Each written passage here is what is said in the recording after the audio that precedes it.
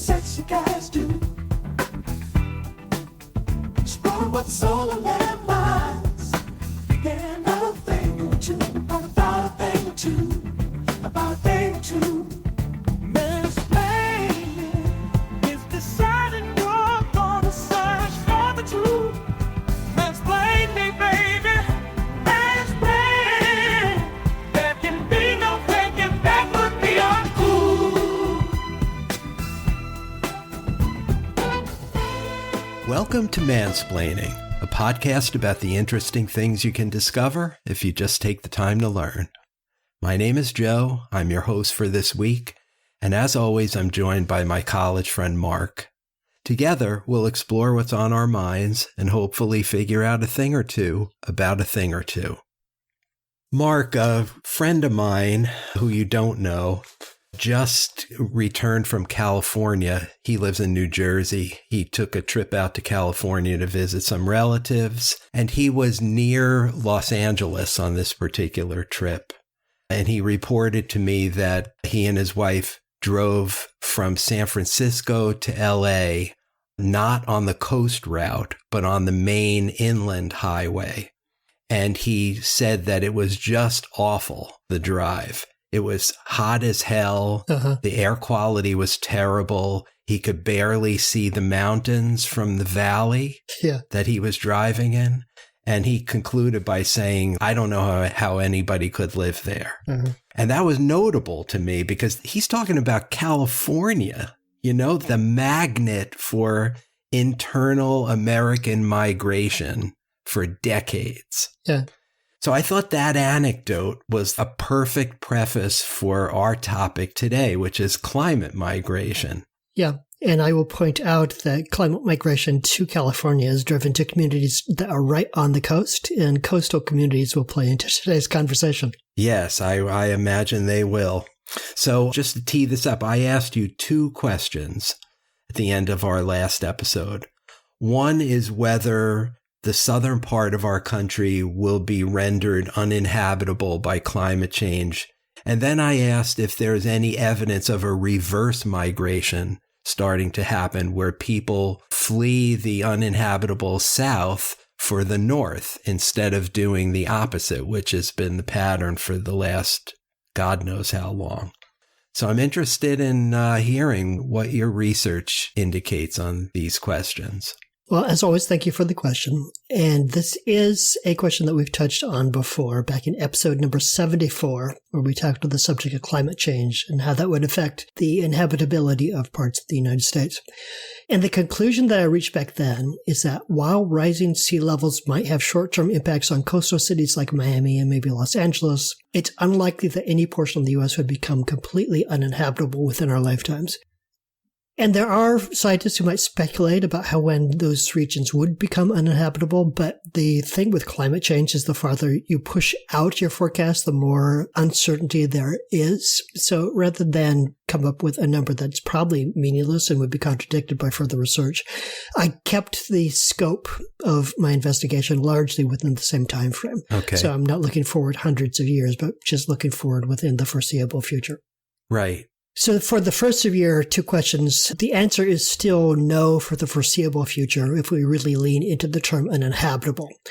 However, climate models do indicate that these regions will experience increased temperatures, more frequent and severe heat waves, droughts, and other extreme weather events. The models project significant temperature increases in the southern United States, which could lead to more frequent and severe heat waves. This could have serious implications for human health, agriculture, and overall livability. The South is expected to experience more prolonged and severe droughts, which could impact water availability for both human consumption and also agriculture, making some areas less suitable for farming and living. According to the latest National Climate Assessment released in 2018, for the year 2050, the southern United States is projected to experience 40 to 70 more days above 100 degrees Fahrenheit compared to the historical average. Coastal areas in the southern U.S. are particularly vulnerable to sea level rise and increased storm surges, and this could lead to more frequent and severe flooding. If there are regions of the U.S. that might become uninhabitable, they're likely to be on or near the coast. I'm curious when you talk about habitability, Mark, whether in your research, there are any metrics for that? Mm. And if so, what would they be? Is there a temperature range or an amount of water that makes a place sustainable and habitable? Well, there's certainly a temperature range that is unhealthy for the human body, but it's also true that humans have shown the ability to inhabit regions that you would consider to be completely uninhabitable. Like consider the Inuit, who are basically living on an ice cap, or Right. the tribes who navigate the Sahara Desert on camelback. So humans do have a way of adapting to local conditions.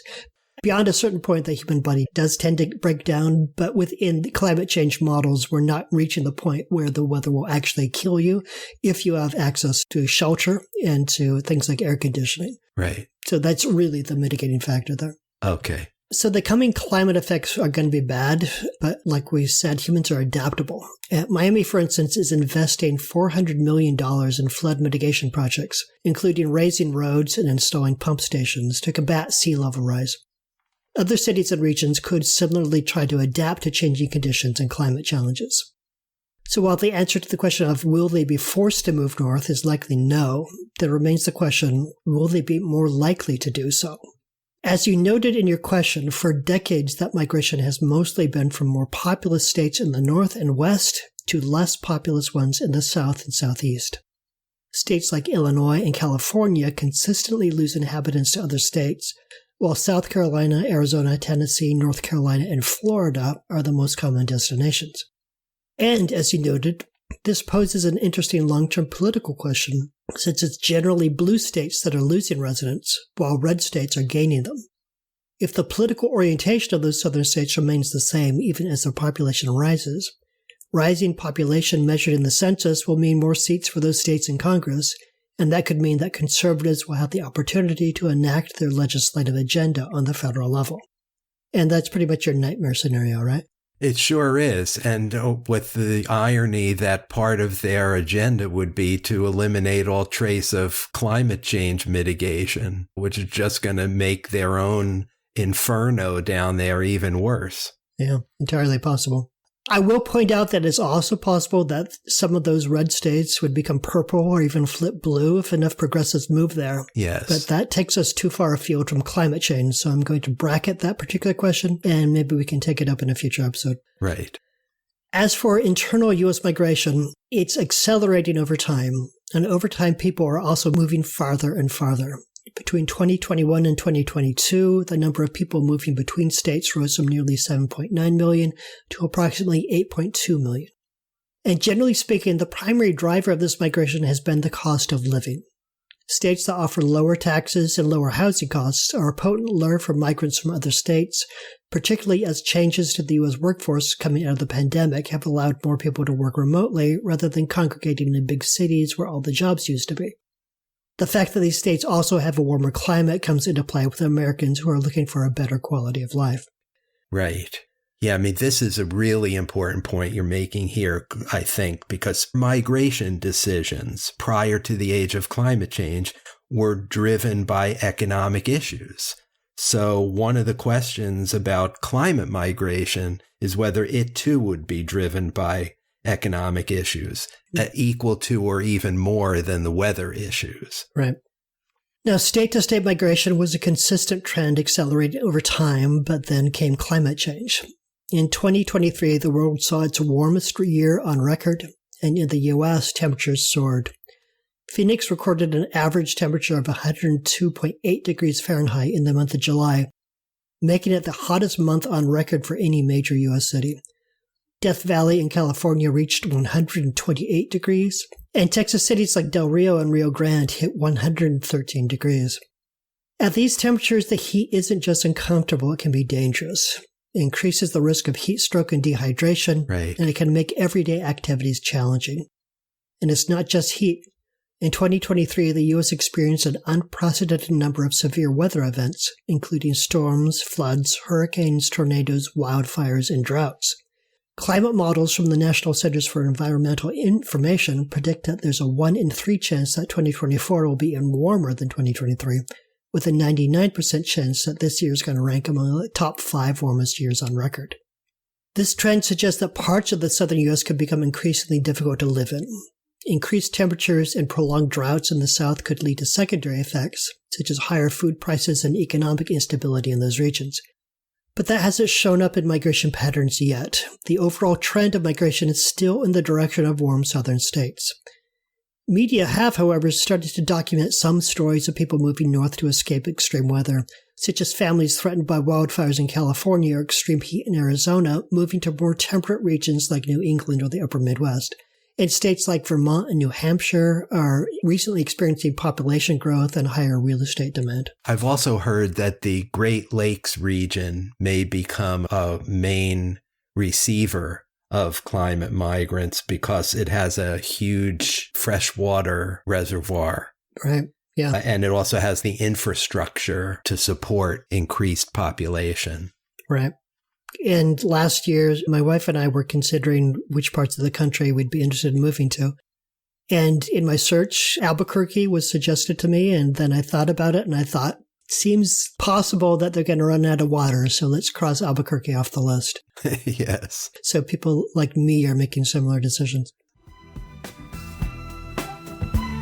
With minds like steel traps, walking joy here to discern the interesting things you can discover if you just take the time to learn.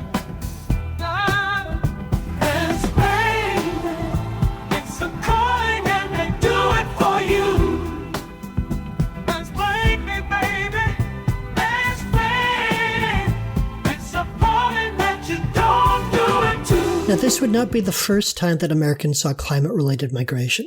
During the Dust Bowl migration of the 1930s, severe drought and dust storms on the Great Plains displaced hundreds of thousands of people, forcing them to migrate westward in search of better living conditions.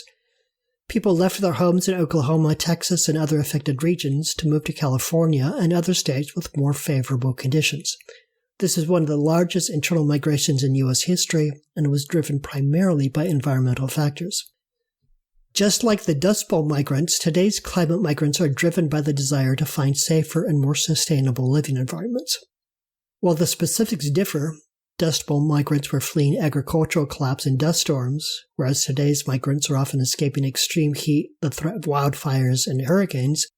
The underlying motivation remains the same, to seek a better quality of life. Now, I don't want to give the impression that people are moving to areas like Vermont and New Hampshire solely because of climate concerns, because the evidence doesn't support that argument yet. The statistics from 2023 still show that the majority of people are moving in the opposite direction. So in the aggregate, this has not yet become a significant factor. A more nuanced truth is that our changing weather is one of many factors that could influence where people move, including housing, the quality of schools, the overall cost of living, crime statistics, and so on.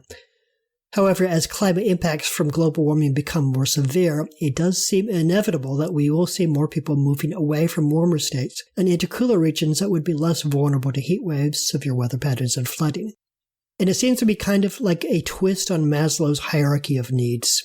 If your primary concern is the high cost of living in a city like Seattle, San Francisco, or New York, that's going to be a more immediate threat than the threat of heat stroke or hurricane. You'll deal with a problem right in front of you before you deal with a problem that appears to be more remote. Mm. It also seems to be that there will inevitably be a political dimension to this as well.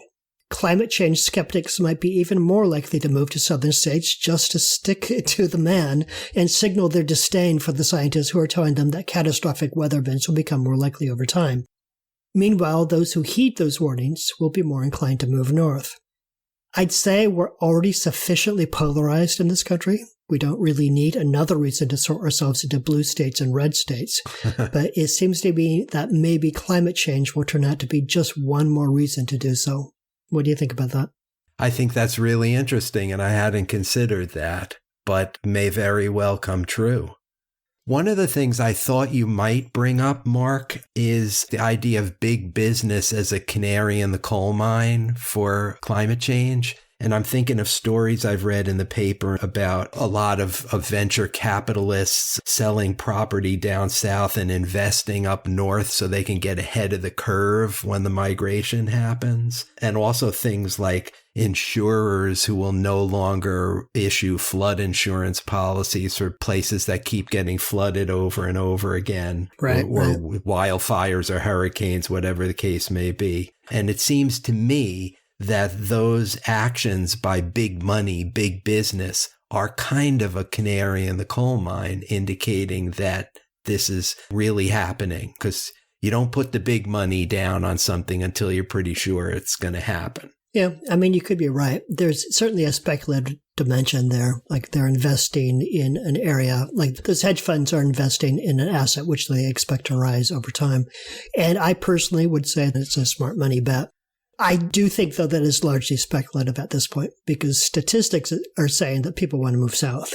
So if they were following what they were seeing in the numbers, they would not be making those investments. They're basically doing what Wayne Gretzky tried to do and skate to where the puck will be instead of where the puck is. Right. Yeah. Other thing I wanted to say when you made your comment about polarization, I just assumed that the patently obvious truth of climate change, manifested by all these calamitous weather events we're having all over the country over the past several years, would eventually change behavior en masse, and reverse this north to south migration pattern into more of a south to north migration pattern. But what you say about polarization is really interesting. People may stubbornly resist the evidence of their own eyes if their preferred political beliefs and preferred candidates are saying that it ain't happening, Yeah, confirmation bias is a very, very powerful thing. I've more than once thought that we should do an entire episode on confirmation bias, because if your point of view is that climate change is a myth, then all it takes is one unseasonably cold season for you to say, see, that's all the proof that you need. You seize on the things that confirm your preconceptions. And it's very hard to change people's minds, particularly when they've dug in and when they've reached the conclusion that the people on the other side of this issue are dummies or have bad motives or are un-American in some way. And that may well be true, but I still feel economic issues could trump that ultimately.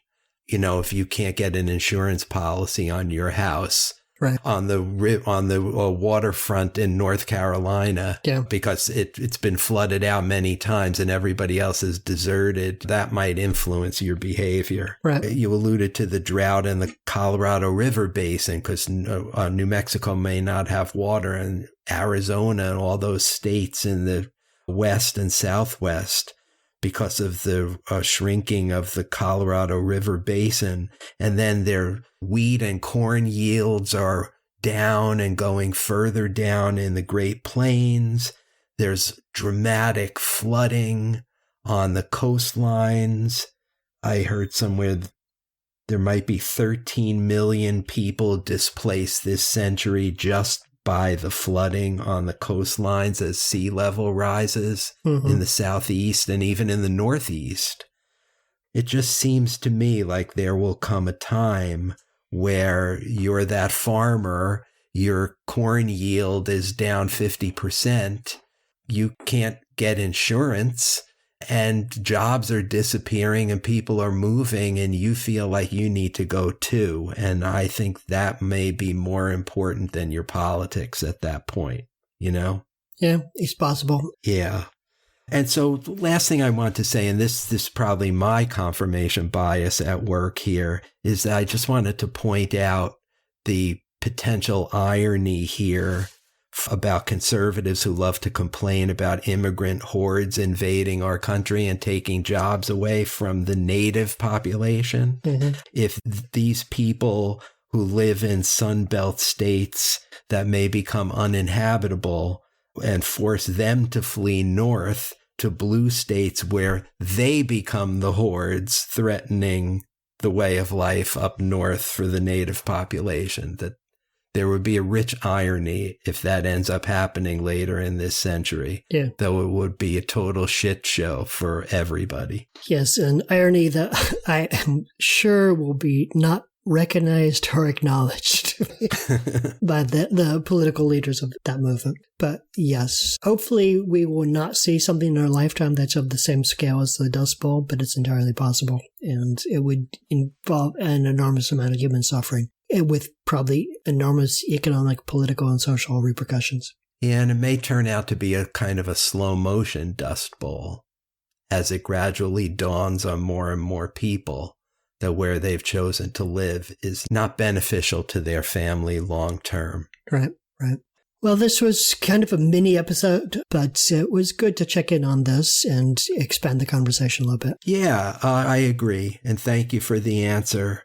I was generally aware that the fastest growing regions in the United States were the same ones that had the highest climate risk, which is why I wanted to ask you this question in the first place. So thanks for answering it. Sure. All right. And you have got a question for me, as usual, I assume. Yes, I do. So I grew up hearing that human fertility was a ticking time bomb. Sooner or later, we were told human population would reach a critical, unsustainable point where we would no longer be able to feed ourselves, and environmental degradation would trigger a collapse. Recently, I've heard a different doomsday scenario. This time, it's that as standards of living go up, fertility rates go down, and now those rates in developed countries are too low because without enough workers to replace our aging workforce, our economies will collapse. It seems like where fertility rates are concerned, we're damned if we do and damned if we don't. So my question for you, how big of a concern are low fertility rates? And is there a Goldilocks just right level of fertility that will keep humanity from destroying itself with either too many babies or too few? Ooh, that's an interesting question. Okay, will do. Listeners, if you have any thoughts about this episode of Mansplaining, you want to comment on this episode or any other one we've done, please go to our Facebook page, Mansplaining the Podcast. You can like us there, check our sources, leave a comment or question about what you just heard, or suggest topics for future episodes. We welcome and appreciate any and all feedback that you might want to share with us. If you're so inclined, you could also give us a rating or write a review on whatever app you use to listen to this podcast. If you haven't done that yet, please do. We read all comments and pay close attention to ratings. But for now, that's a wrap for this episode. Thank you very much for listening. That was Mark, and I'm Joe, and we'll talk to you next time. See you then. Where I live, blue gets hard, pointing in the shade. Oh, I ain't got a day. Gonna pick up my gun, gonna move to where the sun ain't so insistent. Down south, I eat lots of Fritos, but there's too many mosquitoes. Gonna fire up my truck, gonna drive away some on some fossil fuels. I got them nasty low down climbing refugee blues. It's a bad hand that God gave me. God saved me in time showdown climbing refugee blues. Who will save me? Up north, this ain't a waste of power. But we run AC for hours. Gonna crank it high, gonna play down the sky for this heat wave misery. I got them nasty low down climbing refugee blues. It's a bad hand that God gave me. God saved me in time showdown climbing refugee blues. Who will save me?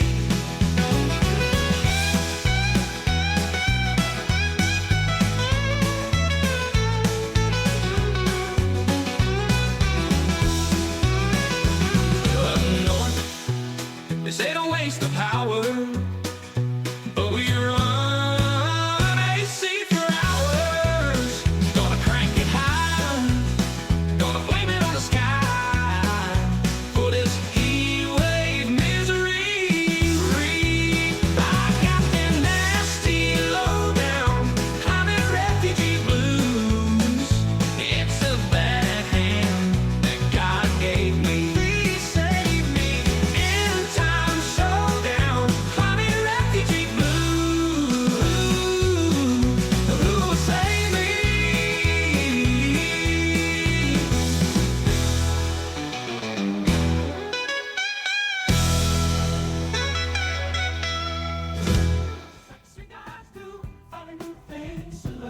Mansplaining is brought to you by Joe and Mark and nobody else.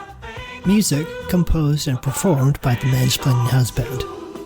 Thank you for spending your time with us, and we'll see you next time.